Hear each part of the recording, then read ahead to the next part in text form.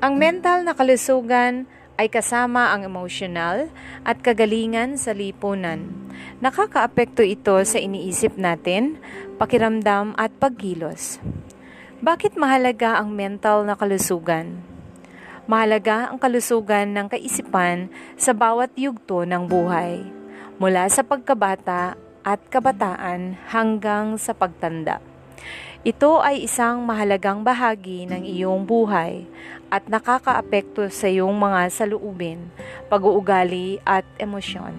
Mga kadahilanan na nag-aambag sa mga problema sa kalusugan ng kaisipan ay kasama ito: biological factor tulad ng genes o chemistry ng utak, mga karanasan sa buhay tulad ng trauma o pang-aabuso, kasaysayan ng pamilya ng mga problema sa kalusugan ng kaisipan, at sa lahat ay ang stress.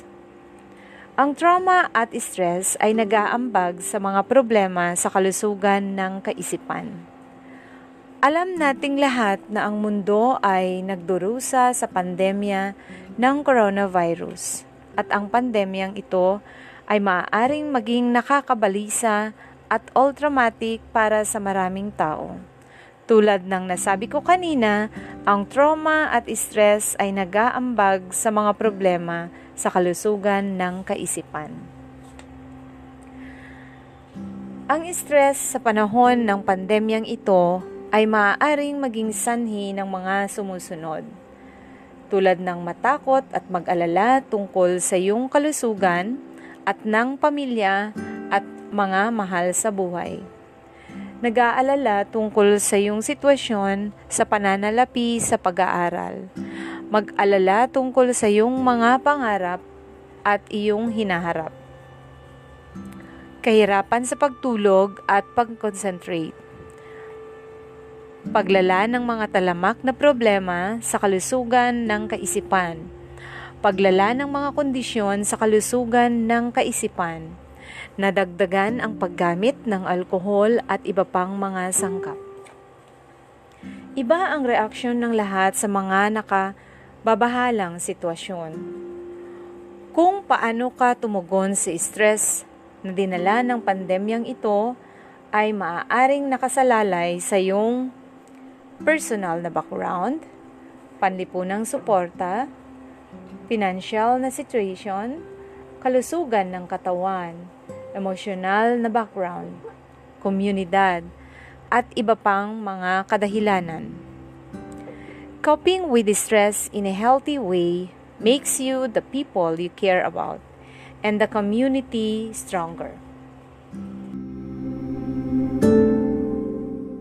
Kaya, narito ang ilang mga paraan na makakatulong sa iyo na pamahalaan ang iyong pagkapagod. Mga paraan upang mapanatili ang positibong kalusugan sa kaisipan. Kumain ng maayos na pagkain. Huwag laktawan ang iyong pagkain. Kumain ng kapaki-pakinabang na pagkain na nagpapalakas ng enerhiya dahil maaari itong mapabuti ang iyong pangkalahatang kalooban at mapanatili ka ring malusog. Matulog ng sapat. Kumuha ng at least 8 oras ng tulog. Ang pagkuha ng sapat na hindi bababa sa 8 oras ng pagtulog ay maaaring mapabuti ang iyong imyon.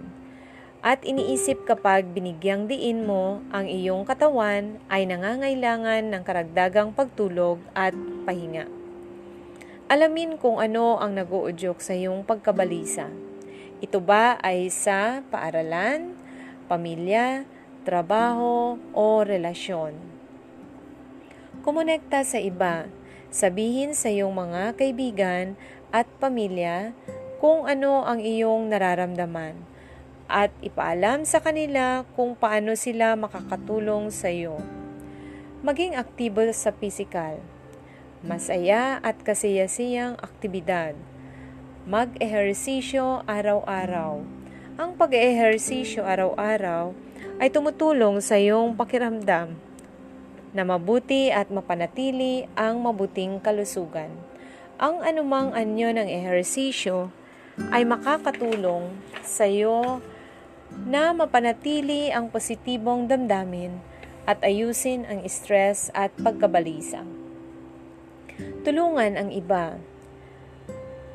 Ang pagtulong sa iba ay nagtataguyod ng positibong pag-uugali sa iyo at sa iba. Nagbibigay ito sa iyo ng isang pakiramdam ng layunin at kasiyahan na nagpapasaya sa iyo at tulungan kang mabuhay ng mahaba.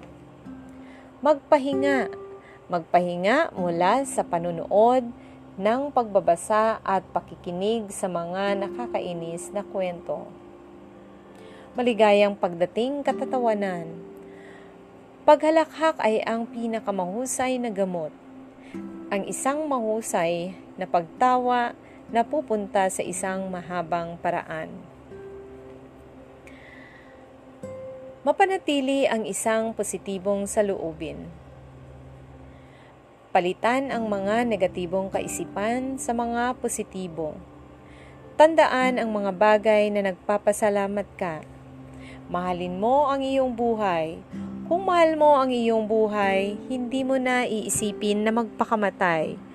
Kahit gaano ka problema, ang naalala mo, ang bawat problema ay may positibong solution. Tanggapin na hindi mo makontrol ang lahat.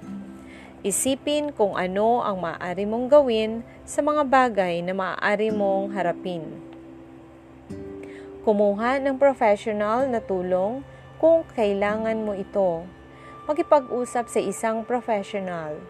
Maabot ang dagdag na suporta. Manalangin o kumonekta sa mga organisasyon na batay sa pananampalataya. Lumingon sa iyong pananampalataya. Nagbibigay ng lakas, gabay at paliwanag. Basahin ang iyong Biblia at humingi ng payo mula sa iyong mga matatanda sa simbahan. Tandaan na nakikita ka ng Diyos at naririnig ka kahit sa pinakamadilim na sandali ng iyong buhay. Dahil dyan, sana magsilbi itong paalala na ang mental na kalusugan ay mahalaga. Maraming salamat po at parating mag-ingat. Hindi ka nag-iisa, kami ang iyong kasama.